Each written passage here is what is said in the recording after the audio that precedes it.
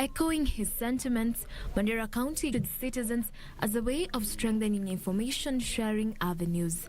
But the government need to build trust between the community and itself and the leadership in terms of elders and other structures between them and the government. Kwa hivyo ningewaomba wanasiasa, MPs, MCAs ambao muko hapa na wale hawako hapa na wananchi wote kwa jumla, tushirikiane na vijana wetu ambao wako hapa, tuhakikishe tumemaliza hawa maharamia. For Channel One News, I'm Jacqueline Masharia. Elsewhere, police in Bahati Estate, Nairobi area are investigating the death of a 5-year-old girl who was allegedly electrocuted by low-hanging power lines. Baby Miriam Nyaboke Mbaka is said to have been playing outside her house when the tragedy occurred. Residents have demanded answers, even as they accuse the Kenya Power and Lighting Company of negligence. According to the father, Darlene Mbaka, his daughter was playing outside their house when she was electrocuted by dangerously hanging electricity wires. Sasa kuangalia mtoto wangu nikapata amefunjika mguu na mgongo hapa. Wakati alipigwa x-ray nilipata amekatika kabisa hapa mgongo. Hata ningefanya ningesingemsaidia. Act by the tragedy, residents say there haven't been any meaning attempts by the Kenya Power to fix the low-hanging power lines. Tunahitaji wakuja turekebishie hizo zote wazichange.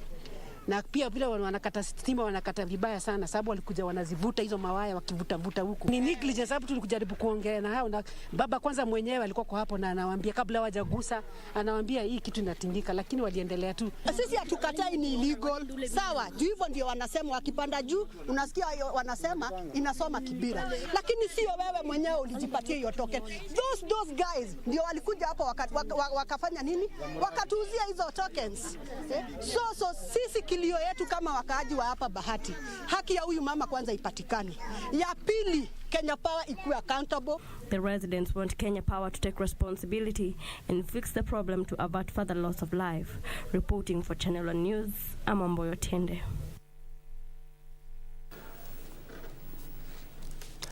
Now, over 172 women, youth and persons living with disability groups in Mwingi Central constituency in Kitui County have benefited from checks worth over 16 million shillings courtesy of the UWEZO fund. Speaking while issuing the checks, the funds Lusenge Turop said the objective of the kitty is to expand economic opportunities for the marginalized sections of society in the grassroots. The UWEZO Fund chairman urged the groups to plan on paying back the loans stipulated in the law, adding that his office is committed to ensure that beneficiaries are empowered both socially and economically. We feel happy to empower a segment of our society at the grassroots level, both socially and economically, so that they can be able to start enterprises that will be able to ensure that they are engaged at that grassroots level. The fund is a revolving fund and they must be able to repay at the given time. Mwingi Central MP Dr. Gideon Mulyungi called on residents to register more groups and ensure they meet all requirements needed to qualify for the next disbursement and utilize the funds prudently.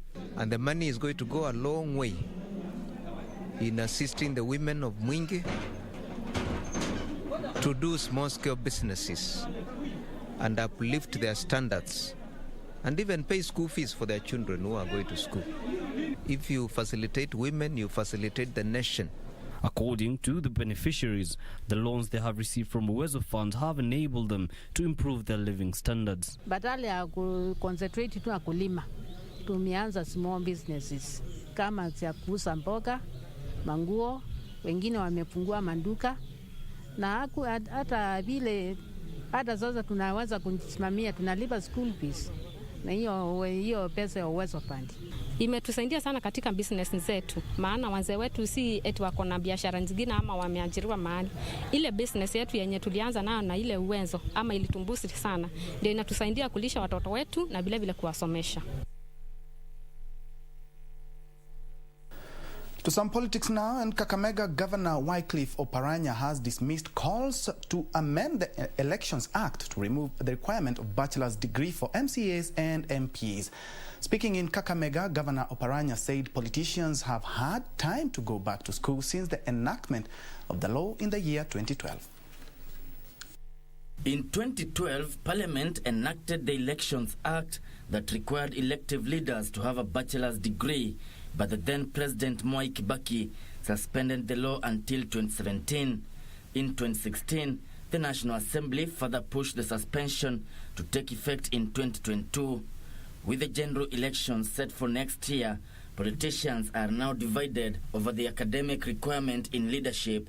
Speaking while launching lighting projects in Kakamega, the Countywoman MP Elsie Mohanda called for the amendment of the law, saying it will lock out good leaders. We must revisit kwa maana sisi hatuwezi kusema president yakuwe na degree na MC yakuwe na degree. Hiyo ni ungwana.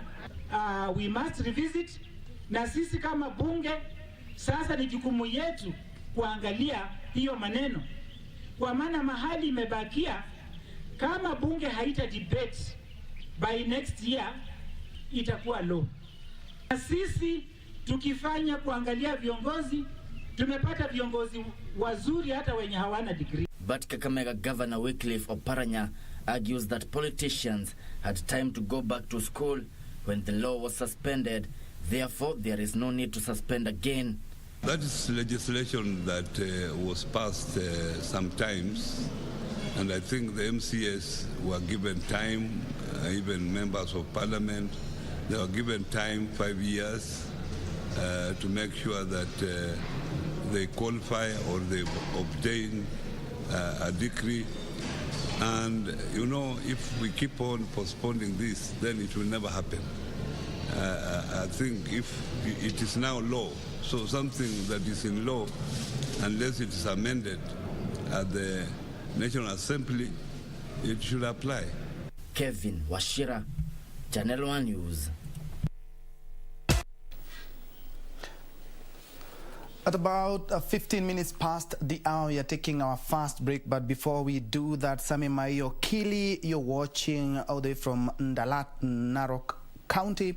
I see Dave Daka, you're watching with Samuel Oyando from Shariako in Homa Bay. Ango Muate, you say Ukondani, and also Vincent Okea. Let's take a quick break. We'll be right back.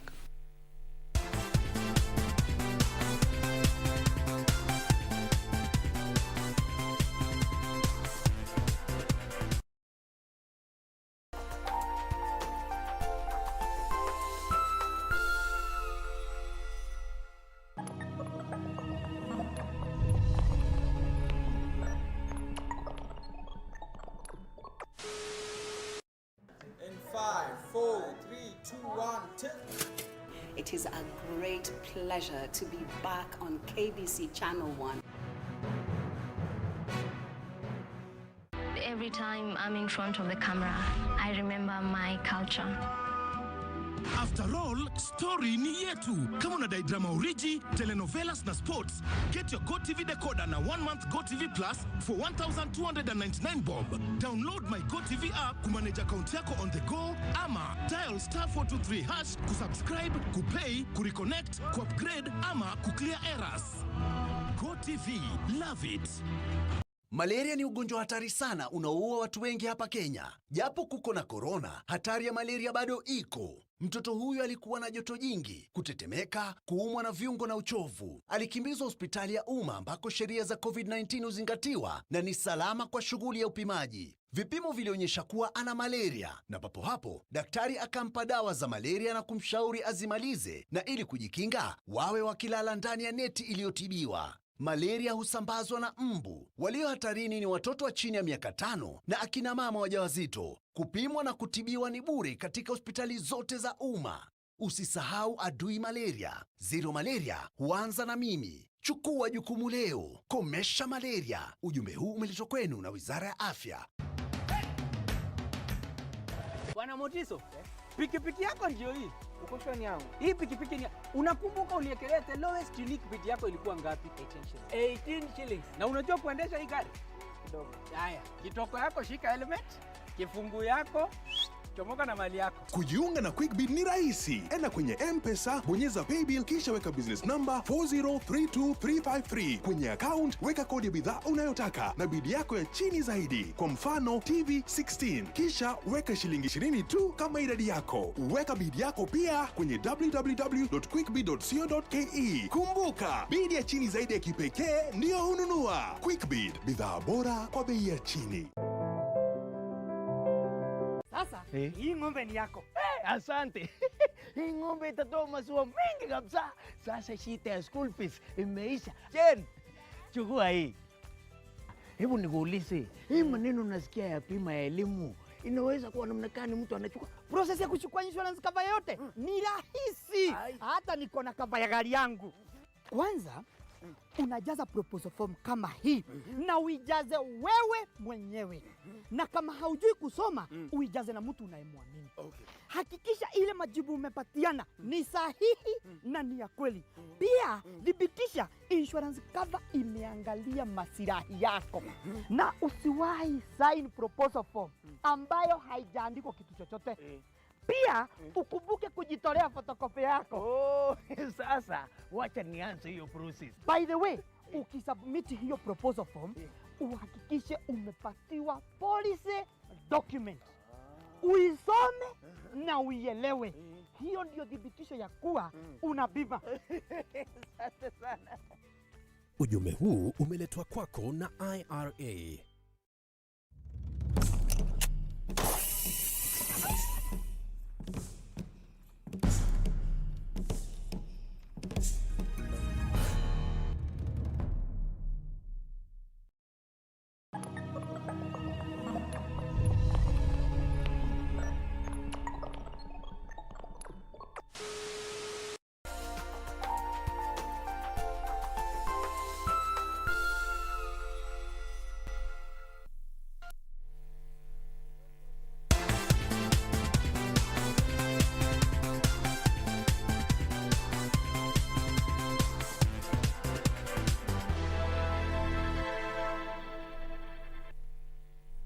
Thanks for keeping it Channel 1. Moving on, young people have been encouraged to adopt farming to increase the country's food production. Kisii County Youth and Enterprise Development Fund Coordinator Atos Mogoi says young people should not shy away from farming, a venture he says has turned around the fortunes of many Kenyans who see it through the business lens.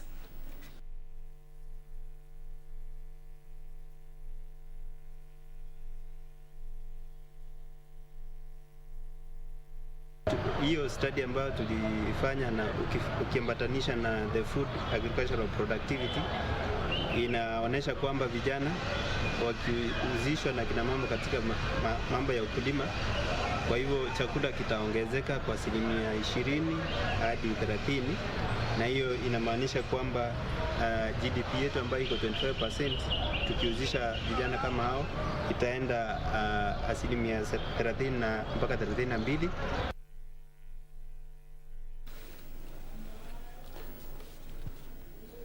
Now, the Ministry of Education has issued guidelines for the implementation of free-day secondary education for the year 2021-2022.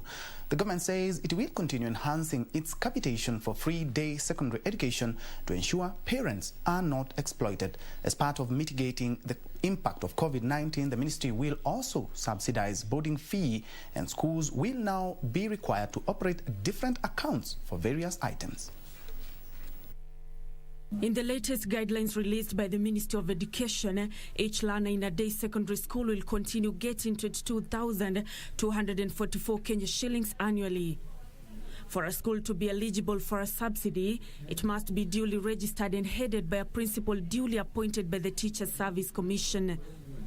The school must further be registered on the NEMIS platform alongside updated details of learners.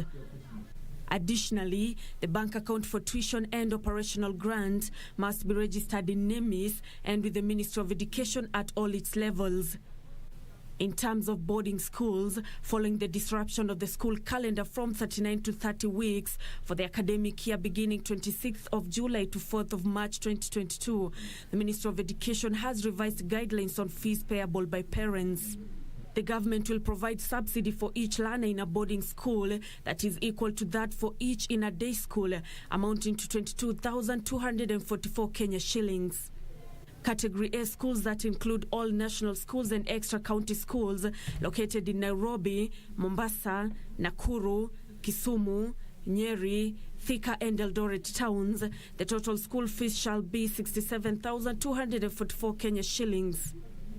Out of this amount, the government will pay 22,244 Kenya shillings, while the parent will be required to foot the remaining 45,000 Kenya shillings.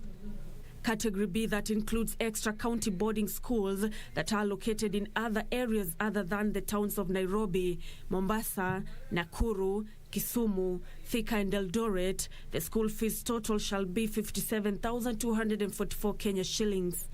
While the government will foot 22,244 shillings, the parent will be required to pay 35,000 shillings.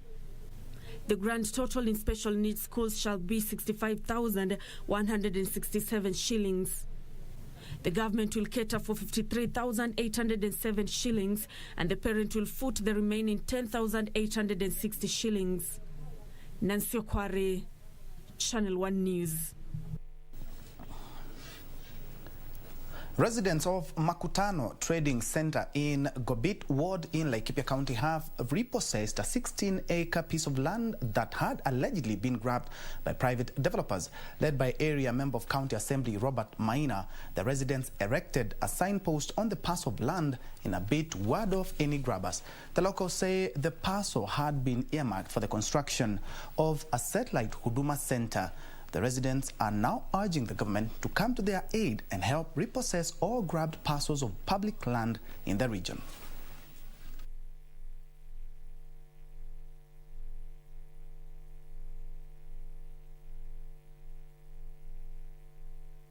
Na leo tunakuja kuweka ubao ili mtu yoyote akipita na barabara ajue hii uwanja si ya mtu. Hii uwanja ni ya public na hii Huduma Center ni ya public.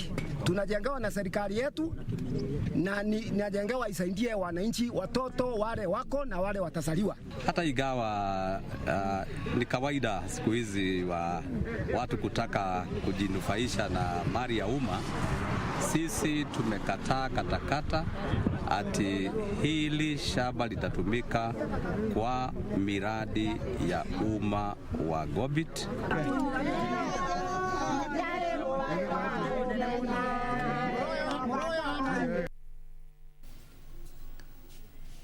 And the Kenya Union of Domestic Hotels, Educational Institution and Hospital Workers has threatened to down their tools if the Ministry of Education fails to implement the 2017-2021 Public Universities Collective Bargaining Agreement. According to Kudeha, it has been 11 months since the court ruled that the Inter-Public Universities Council Consultative Forum implements the CBA.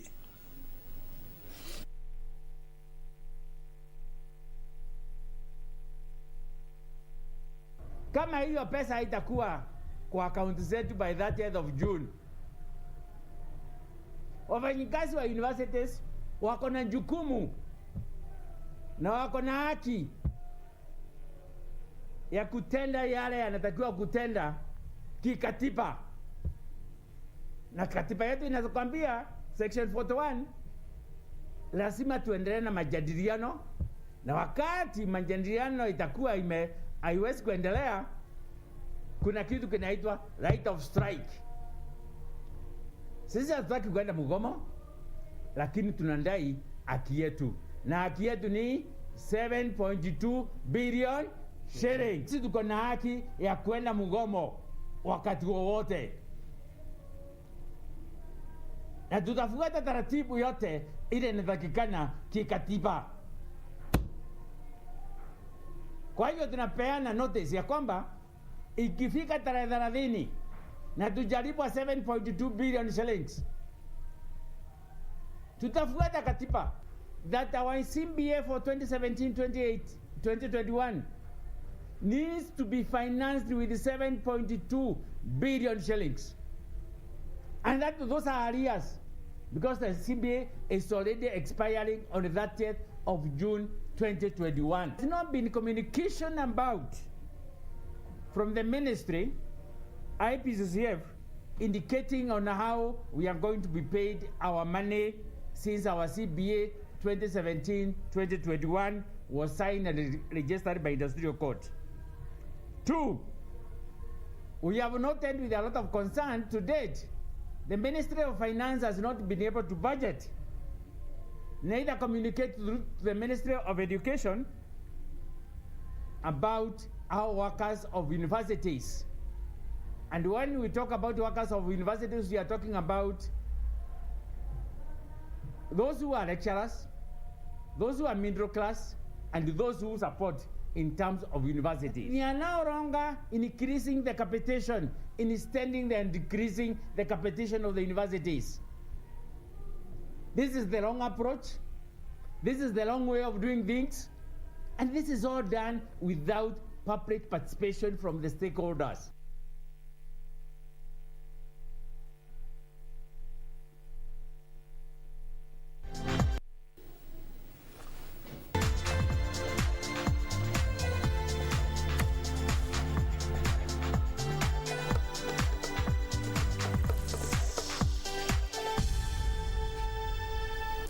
And in sports, rally sensation Karan Patel will don the AMREF Flying Doctors colors at this year's WRC Safari Rally after the long-term partnership was unveiled at the AMREF hangar at the Wilson Airport.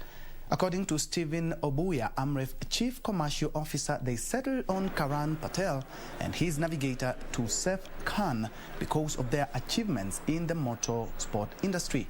Karan Patel, who has taken part in the World Rally Championship event before, says he is ready for the WRC Safari Rally and he is hoping for a top 3 finish in the WRC R2. The Safari Rally is making a comeback to the global scene after 19 years. Karan Patel is among the 34 Kenyan drivers who will take part in this year's event that we run from the 24th to the 27th of June this year. And benefit greatly from this one event, and it's my hope and wish. We sought to work with them because AMREF Flying Doctors is a medical evacuation provider, specifically by air, but also ground. And in such events, you do have incidences that can happen, and we are basically, our core business is to respond to medical evacuation.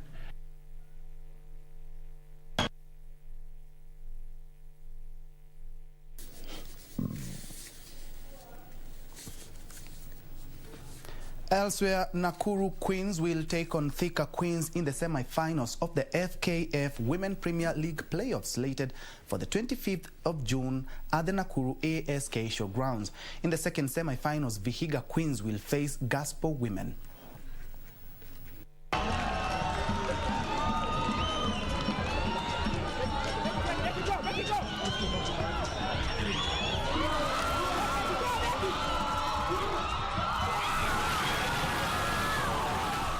Underdogs Nakuru Queens advanced to the FKF Women Premier League playoff semi-finals after beating favourites Ulinzi Starlets 5-4 in post-match penalties. Rebecca Okwaro gave Nakuru Queens the lead before Lucy Mukhwana equalized for Ulinzi Starlets in the 25th minute. Lucy Mukhwana scored her brace in the 40th minute, while Nakuru Queens equalized in the 61st minute, forcing the match into penalties.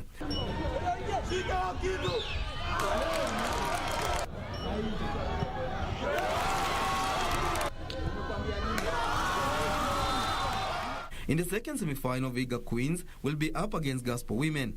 Gospel transferred a Dia 5-0 to advance to the last 4. We scored a clear goal there because the keeper alipunch, ikakuwa hapa, my striker akaenda akafinish, it was a goal. The other side, hapa, kumekuwa na virimbi nini, players wangu wamefanyiwa mambo mingi. But it is part of game. I accept the defeat. Nimekuwa poa hadi venye nyinyi mmeona tukianza game tulikuwa on peak, tulianza game vizuri kwa pressure poa. Wachezaji wangu walikuwa ready kuhandle Ulinzi na walikuwa wamejipanga vizuri sana kwa handle. Karanja David for Channel 1 Sports. And across borders, Robert Lewandowski scored his first goal of Euro 2020 as Poland held Spain to keep alive their hopes of reaching the knockouts. Elsewhere, Germany got off the marking style at the Euro 2020 as they tore Portugal apart with an impressive attacking performance in Munich to throw Group F wide open. Poland knew that a defeat would mean they could not progress from Group E, and they fell behind towards the end of the first half when Alvaro Morata's close-range finish was given by VAR after initially being ruled out for offside. Manchester City man finding Marcus Llorente. Gerard Moreno. Great angle for him now. Great angle for him now. And the front two have combined here for Spain with Morata tucking it in, but he's offside. Oh, goal for Spain! But Lewandowski, who had struggled to make an impact in Poland's opening game defeat to Slovakia, equalized early in the second half when he thumped home a header. And it goes by Njue. That's better! That's much, much better! And Lewandowski ties it up for Poland. Their main man finally unleashed and finally free to tie it up at 1-1. Elsewhere,